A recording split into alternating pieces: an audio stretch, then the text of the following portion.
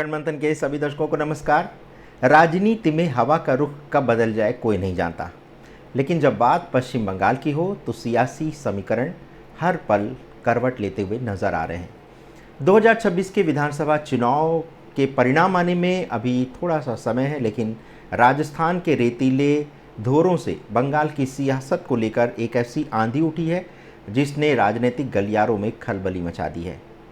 हम बात कर रहे हैं मशहूर फलोदी सट्टा बाज़ार की भविष्यवाणी की।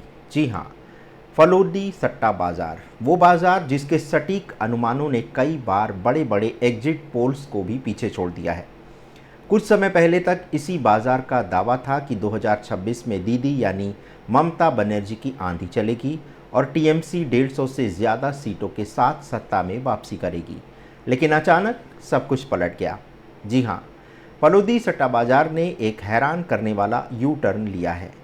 अब बाजार के नए रुझान बता रहे हैं कि 2026 के पश्चिम बंगाल चुनाव में भारतीय जनता पार्टी न सिर्फ कड़ी टक्कर दे रही है, बल्कि टीएमसी को पछाड़कर बढ़त भी हासिल कर सकती है। आज के इस खास एपिसोड में हम डिकोड करेंगे कि आखिर बंगाल की राजनीति में ऐसा क्या बदला जिसने सट्टा के बाजार के गणित को पूरी तरह से बदल कर रख दिया।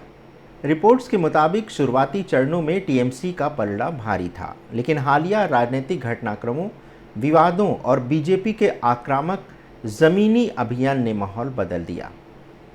हमारी ये रिपोर्ट भी इसी तरफ इशारा कर रही है कि फलोदी का ये नया आकलन बंगाल में एक बड़े सियासी भूचाल का संकेत है। आपको बताते चलें कि फलोदी बाजार कभी हवा में तीर नहीं चलाता। इसके पीछे ज़मीनी रिपोर्ट्स, नेताओं का प्रभाव और जनता के बीच अंडर करेंट होता है। तो सवाल ये है कि टीएमसी के 150 पार वाले अनुमान से बीजेपी के लीड करने तक का सफ़र कैसे तय हुआ। आइए इसके 3 प्रमुख कारणों पर नज़र डालते हैं। कारण नंबर 1, एंटी इनकम्बेंसी और भ्रष्टाचार के आरोप। ममता बनर्जी पिछले 1 दशक से ज़्यादा समय से सत्ता में है। ऐसे में सरकार के खिलाफ एक स्वाभाविक सत्ता विरोधी लहर जन्म ले रही है। इसके साथ ही हाल के वर्षों में शिक्षक भर्ती घोटाला, राशन घोटाला और कई स्थानीय स्तर के विवादों ने टीएमसी के लिए एक असहज स्थिति पैदा कर दी। फलोदी बाजार के सटोरियों ने जनता के बीच इस नाराज़गी को करीब से भांपा है। अब बात करते हैं कारण नंबर 2 की, बीजेपी का माइक्रो मैनेजमेंट। 2021 के विधानसभा चुनाव में बीजेपी मुख्य विपक्षी पार्टी बनकर उभरी थी। भले ही वो सत्ता नहीं पा सकी, लेकिन उसने अपना वोट बैंक मजबूत किया। अब बीजेपी सिर्फ रैलियों पर निर्भर नहीं है, बल्कि बूथ स्तर पर पन्ना प्रमुखों और स्थानीय नेतृत्व जैसे शुभेंदु अधिकारी और सुकांत मजूमदार के जरिए टीएमसी के गढ़ में सेंध लगा रही है। कारण नंबर 3, महिला वोटर्स का खिसकना।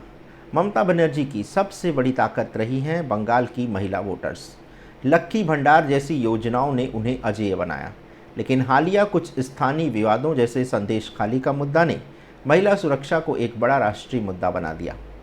सट्टा बाजार का मानना है कि इन घटनाओं ने टीएमसी के सॉलिड वोट बैंक में दरार डाली है।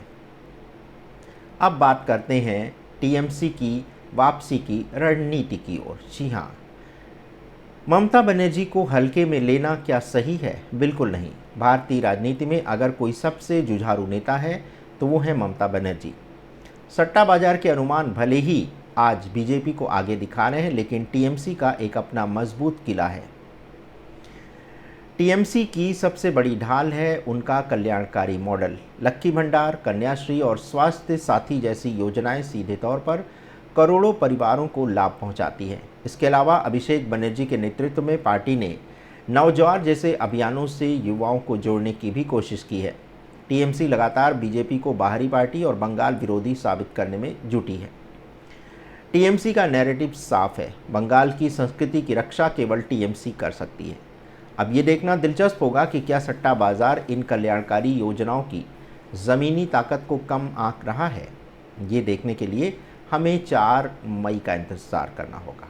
वैसे आपको बता दें कि चुनाव केवल रैलियों से नहीं, बल्कि उसके साइलेंट वोटर इस चुनाव में महत्वपूर्ण भूमिका निभाते हैं, जो बिना शोर मचाए अपना फैसला ईवीएम में कैद करता है।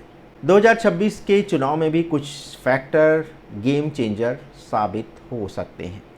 CAA का प्रभाव। जी हाँ, मतुआ समुदाय का वोट किस ओर जाएगा ये बहुत अहम है। बीजेपी इसे अपनी जीत की चाबी मानती है।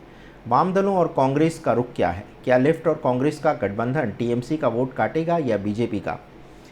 त्रिकोणीय मुकाबले में अक्सर समीकरण सत्ता बाजार के अनुमानों को भी चकमा दे जाते हैं। बंगाल की राजनीति में धार्मिक और क्षेत्रीय ध्रुवीकरण हमेशा से एक बड़ा फैक्टर रहा है और फलोदी सट्टा बाजार का ये नया ट्रेंड इसी बात की गवाही दे रहा है कि 2026 का चुनाव एक तरफा नहीं होगा, ये एक कांटे की टक्कर होगी। बाजार का गणित कहता है कि सत्ता परिवर्तन की लहर चल पड़ी है, लेकिन राजनीति में 24 घंटे भी बहुत लंबा समय होता है और यहाँ तो अभी स्थितियाँ कुछ और ही कह रही हैं। तो जनता जनार्दन का फैसला थोड़े दिनों में आपके सामने आ ही जाएगा, लेकिन अगर फलोदी सट्टा बाजार का ये यूटर्न बंगाल की राजनीति के लिए एक वेकअप कॉल है तो फिर ये देखना बहुत दिलचस्प होगा। बीजेपी के लिए ये एक उम्मीद की किरण है कि उनकी मेहनत रंग ला रही है। वहीं TMC के लिए एक चेतावनी है कि उन्हें अपनी रणनीतियों को फिर से धार देनी होगी और जनता के बीच उपजे असंतोष को दूर करना होगा। तो फलोदी सट्टा बाजार के अनुमान राजनीतिक हवा का रुख ज़रूर बताते हैं, लेकिन अंतिम फैसला अब EVM में कैद हो चुका है। क्या 2026 में बंगाल में कमल खिलेगा या दीदी एक बार फिर साबित करेंगे कि बंगाल में उनका कोई विकल्प नहीं है? ये तो 4 मई को साफ हो ही जाएगा। आपको क्या लगता है, क्या वाकई बंगाल में सत्ता परिवर्तन होने वाला है या TMC अपनी सत्ता बचाने में कामयाब रहेगी? हमें कमेंट सेक्शन में अपनी राय ज़रूर बताएं और विशेष रूप से पश्चिम बंगाल के दर्शक क्या उनके पास जानकारी है ये हमें शेयर ज़रूर करें। राजनीति की ऐसी ही गहरी और निष्पक्ष कवरेज के लिए हमारे चैनल को सब्सक्राइब करना मत भूलें। धन्यवाद। जय हिंद।